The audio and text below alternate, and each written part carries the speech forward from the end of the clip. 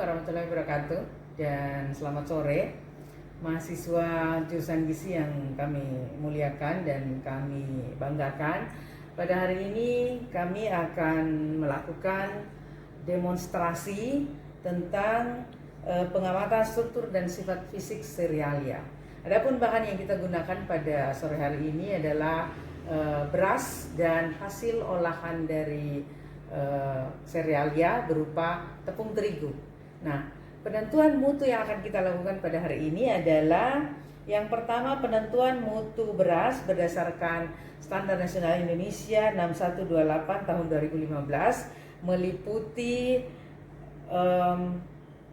komponen butir utuh, butir patah, butir menir, butir kapur, butir kuning, butir merah, butir asin, dan butir gabah.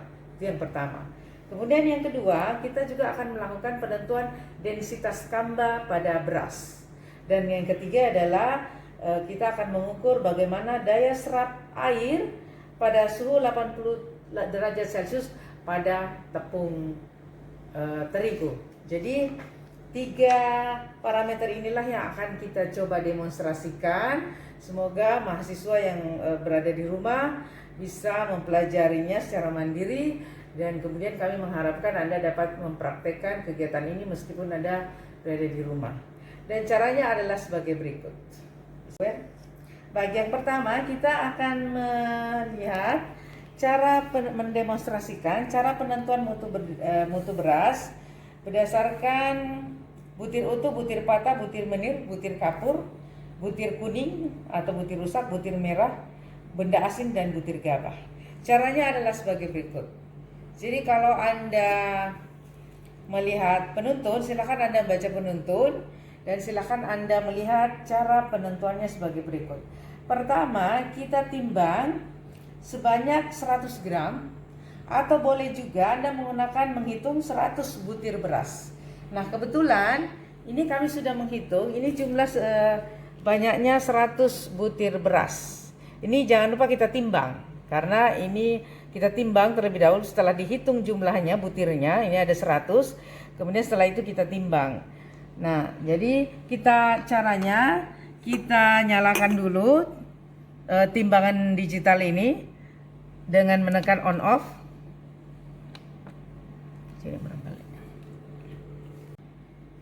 Ini sudah menyala dengan menekan tombol on off. Setelah itu kita masukkan wadah yang kosong dan bersih. Nah, jangan lupa ini kita harus nolkan. Ini beratnya 29.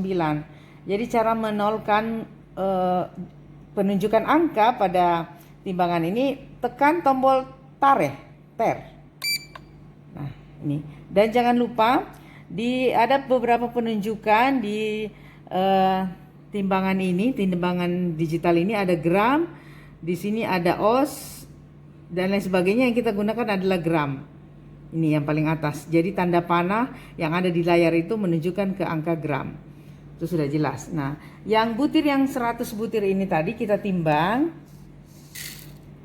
Nah, itu ternyata beratnya adalah 5 gram.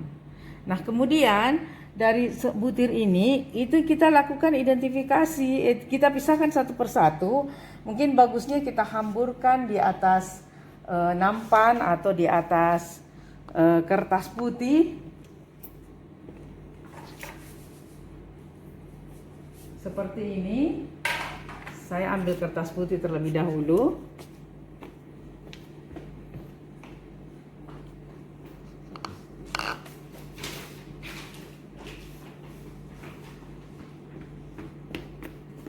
Anda hamburkan di atas, adik-adik boleh hamburkan di atas kertas.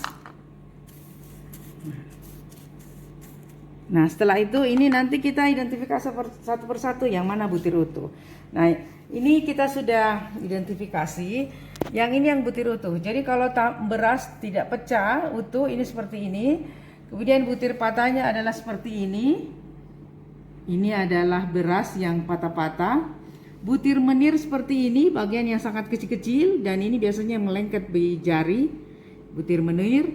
Kemudian butir kapur yang seperti ini. Jadi ini sebenarnya kalau dipisahkan seperti ini kita tidak bisa melihat ya butir kapurnya. Yang jelas kalau dia bersatu itu nampak butir yang putih sendiri, tidak transparan betul warnanya. Kemudian yang ini butir kuning, yang di bawah itu adalah butir merah. Jadi berasnya nampak merah, butir-butiran yang nampak merah di antara butiran yang lainnya. Ini adalah butir asing. Butir asing adalah benda-benda asing yang bercampur dengan beras, biasanya berupa batu-batu atau kerikil seperti ini, termasuk kulit-kulit gabah. Nah, ini butir gabah. Nah, kemudian bagian-bagian ini kita timbang. Kita timbang, misalnya ini butir utuh. Setelah kita butir utuh, kita terkan dulu timbangannya, kemudian kita masukkan wadah yang bersih dan kosong, kita ter. Nah, nih kita mau hitung berapa persen butir utuh yang terdapat pada sampel beras tadi. Tadi beratnya sebesar 5 gram ya, kalau keseluruhan. Nah, butir utuhnya adalah 2 gram. Jadi besarnya butir utuh pada beras ini adalah 2 dibagi 5 kali 100%. Itu adalah butir utuh. Nah, sekarang kita lihat, dan begitu seterusnya dengan butir patah. Kita hitung dulu butir patahnya lagi, itu ada berapa, untuk mencari persentasenya.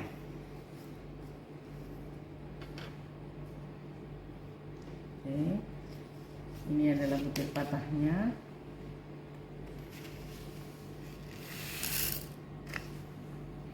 Ternyata butir patahnya sebanyak 1.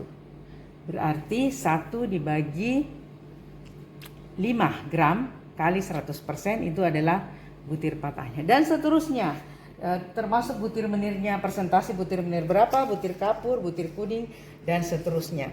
Sehingga setelah itu kita bisa mengidentifikasi atau mengklasifikasikan beras yang kita analisis itu dia masuk ke beras tipe golongan atau tipe atau mutu keberapa. Itu Anda bisa memberikan kesimpulan tersendiri berdasarkan teori yang Anda sudah pelajari. Penggolongan beberapa penggolongan beras berdasarkan butir utuh, butir patah, dan seterusnya. Saya kira Ibu Eri sudah ajarkan di teori kemarin kan? Ya, ini kesimpulannya ada. Nah, kesimpulannya kan sudah ada ini. Bisa di zoom Ibu Wer. Ini yang ini. Ya kan? Nah, di situ ada kesimpulan bahwa dia masuk tipenya ada ya? Ada. Sebenarnya ada tipe premium, tipe 1, tipe 2. Iya, tipenya, minta maaf, tipenya tidak kelihatan. Yang jelas butir utuh kalau dia masuk tipe yang premium ya. Itu 95% butir utuhnya. Jadi beras tadi kalau itu persentasenya berapa kira-kira? 2%. 2 dibagi 5 dikali 100%. Kita kasih contoh dulu satu ya. 2 bagi 5 kali 100%. Berarti 60%. Berarti ini 60%. Jadi 60% berarti dia masuk ke tipe beras mutu keberapa itu kalau dia 60%? 1, 2, 3. Mutu 3 ya. Mutu 3 berarti. Jadi seperti itu adik-adik untuk cara menentukan mutu beras berdasarkan butir tadi. Oke, itu yang pertama. Kemudian yang kedua, parameter yang kedua adalah kita akan menentukan densitas kamba. Densitas kamba pada beras. Densitas kamba itu juga menentukan mutu pada beras. Semakin tinggi, semakin besar densitas kambanya itu biasanya berasnya semakin bagus. Densitas kamba itu menunjukkan bobot beras atau serialia per dalam satu volume. Bobot bahan atau bobot beras per satuan volume. Jadi semakin besar densitas kambanya, artinya rongga yang kosong di dalam partikel bahan itu semakin kecil, dan itu menunjukkan beras yang bagus. Nah, cara menentukan densitas kamba adalah sebagai berikut. Nah, beras, jadi kita ambil sampel beras, Ini sampel berasnya yang tadi. Nah, sampel beras ini masukkan di dalam. Jadi Anda ambil gelas ukur volume 100 ml ini, volume 100 ml. Nah, beras ini kemudian kita masukkan ke dalam gelas ukur sampai, jadi kalau biasanya kalau Anda menggunakan gelas ukur itu untuk cairan, kali ini yang kita masukkan adalah beras. Jadi ini dimasukkan berasnya sampai penuh ya. Sampai batas 100 ml atau 100 cc. Dan upayakan pengisiannya betul-betul padat.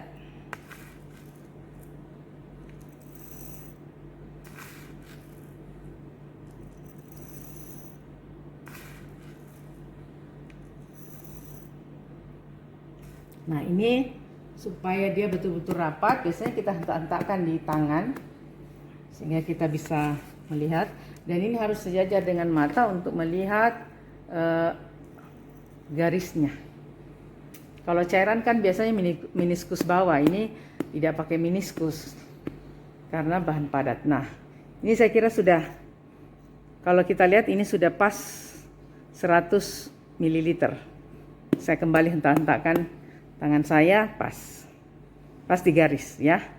Nah, ini 100 ml ini kemudian kita timbang. Jadi seperti biasa kita ambil wadah yang kosong. Ya, ini sudah 0. Saya tekan tarik lagi. Oke, sudah pasti 0. Kemudian kita timbang beras yang tadi kita sudah ukur 100 ml ini. Sampai tidak ada lagi beras yang tertinggal di dalam gelas ukur. Oke, tidak ada. Nah, sekarang kita catat sekarang beratnya. Rupanya ini beratnya 84 gram. Nah, jadi nantinya ada beberapa beras yang menjadi sampel, itu nanti masing-masing diukur densitas gambanya berapa. Dan lihat yang mana densitas gamba yang paling besar. Jadi ini menunjukkan beras yang jadi sampel ini densitas gambanya adalah 84 gram dalam 100 ml volumenya ya, dalam 100 ml. Jadi ini 84 gram per 100 ml. Seperti itu penulisannya. Baik, nah ini silahkan nanti Anda mengukur densitas gamba pada sampel beras yang lain. Baik.